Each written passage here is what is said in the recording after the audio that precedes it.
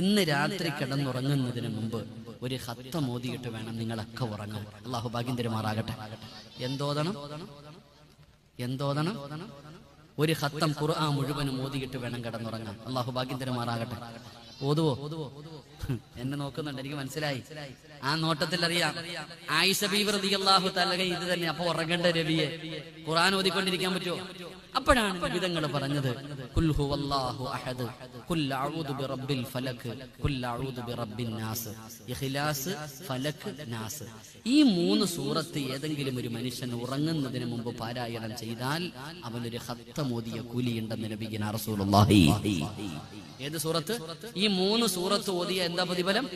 ഒരു ഖത്തം ഓതിയ കൂലി കിട്ടും. അപ്പൊ ഇനി പറ, ഖത്തം ഓതുവോ? ഇന്നത്തെ ഒരു ദിവസം, നാളെ നിങ്ങളുടെ ഇഷ്ടം, ഇന്നത്തെ ഒരു രാത്രിയെങ്കിലും ഞാൻ പറയുന്ന ഈ നന്മ ചെയ്തിട്ടേ നിങ്ങൾ കിടന്നുറങ്ങാവൂ. അള്ളാഹു ഭാഗ്യം തരുമാറാകട്ടെ.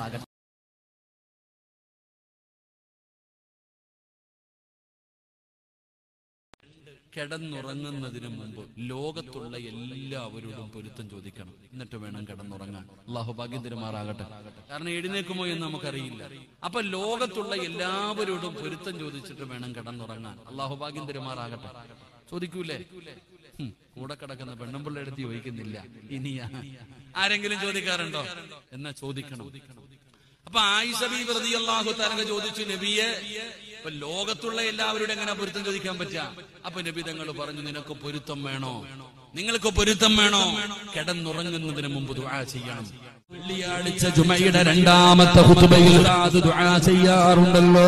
അല്ലാഹുമ്മ ഗ്ഫിർ ലിൽ മുഅ്മിനീന വൽ മുഅ്മിനാത്ത് വൽ മുസ്ലിമീന വൽ മുസ്ലിമാത്ത് വൽ അഹ്യാഇ മിൻഹും വൽ അംവാത്ത് ഇന്നക മുജീബുദ് ദഅവാതി യാ ഖാദിയൽ ഹാജാത്ത്. ഈ ദുആ അറിയുന്നവരാ ദുആ ചെയ്യൂ. ഈ ദുആ ഓതാൻ അറിയുന്നവർ ഈ ദുആ ചെയ്യൂ. ഉമ്മ അറിയില്ലേ? അല്ലാഹുവേ, ലോകത്തുള്ള എല്ലാവർക്കും നീ പുറത്തു കൊടുക്കണേ അല്ലാ. മരിച്ചവർക്കും ജീവിച്ചിരിക്കുന്ന എല്ലാവർക്കും നീ പുറത്തു കൊടുക്കണേ. എല്ലാവരോടും നീ കരുണ കാണിക്കണേ എന്ന് ദുആ ചെയ്താ